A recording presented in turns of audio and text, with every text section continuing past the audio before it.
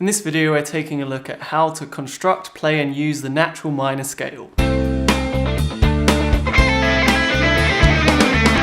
and welcome to Tuts, the show where we explore guitar playing and music theory to take our playing to the next level.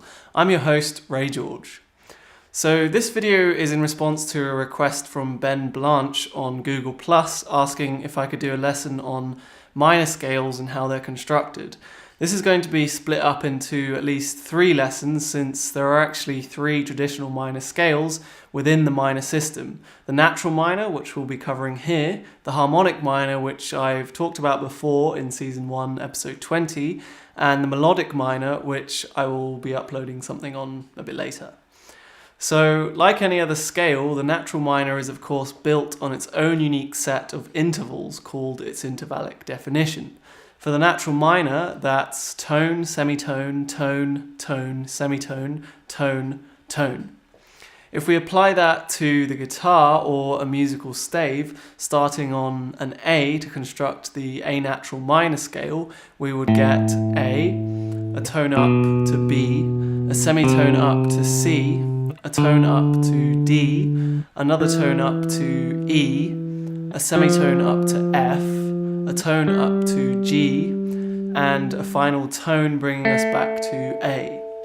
Obviously that's a nice simple one since it doesn't contain any flats or sharps, so let's take a look at C natural minor to make sure you understand what I did there. So starting on C this time, a tone up is D, a semitone up is E flat, and we use E flat as opposed to D sharp because generally when constructing scales you use the next successive note name. So in this case the next note name is E, but obviously a semitone up from D, which means it's E flat. Carrying on from E flat, a tone up gives us F, another tone up to G, a semitone up to A flat, a tone up to B flat, and finally another tone bringing us back to C. Since all intervals and the degrees of all scales are analysed against the major scale, you'll notice that the 3rd, 6th and 7th degrees of a natural minor are flat. If the subject of intervals isn't something that you've got your head around yet, you might like to check out my previous lesson on intervals, which is season 2, episode 7. So to illustrate this point, let's have a look at the C natural minor scale against the C major scale. And just to let you know, when you have 2 different scales with the same root or tonic like this, they are called parallel scales. So you see the major has each of its degrees labelled simply as 1st, 2nd, 3rd, 4th, etc.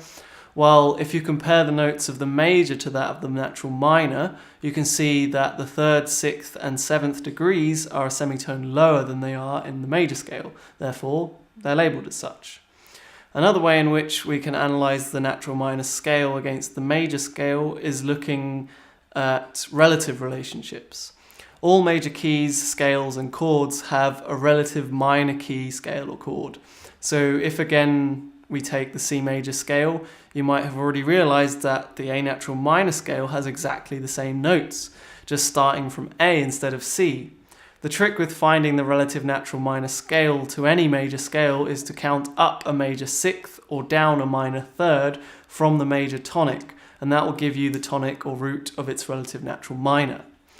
This is a really helpful piece of information since if you've already learnt your major scale in all their forms on the guitar, you don't really have to learn any new fingerings for the natural minor scale, since they'll be the same, just starting, as I said, a major 6th above or a minor 3rd below the note that you would usually start on. For example, here's one way of playing the C major scale. If we now start a minor 3rd lower, which is A on the 5th fret of the 6th string, and play the same notes, we now have an A natural minor scale. If you're going over this theory for the first time, I'm sure it might sound a little bit confusing, but just take your time, go over what I explained, and try constructing the natural minor scale for yourself based on its intervallic definition, and then go ahead and find its relative major scale. As always, if you get stuck or if you have any questions, feel free to post them down in the comment section. To finish off, you obviously want to know how to use the scale. And again, if you already have some control and understanding of the major scale, this should be fairly simple for you. To work out which chords the scale will work over, you need to harmonize the scale and find the diatonic chords. But since every natural minor scale has a relative major that contains the same notes, they will also create the same diatonic chords.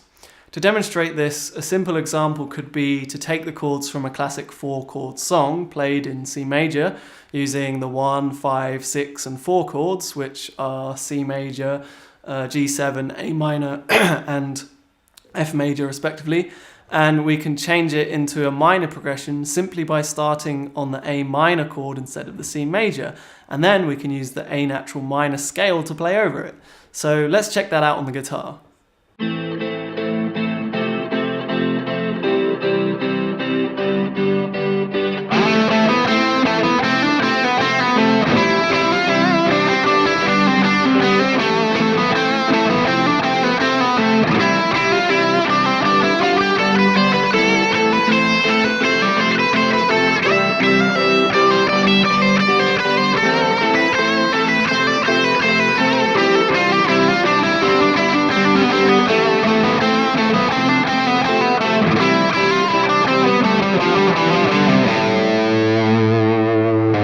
So that's it for this video. If you found that helpful, make sure to hit that like button.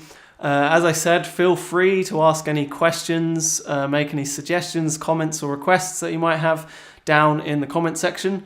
And if this is one of the first of my videos that you're watching, I'm very happy to have you here. Welcome to my channel. I post videos like this covering different aspects of music theory and guitar playing, as well as covers, performances and gear demo reviews on a weekly basis. So make sure to hit that subscribe button to keep up to date.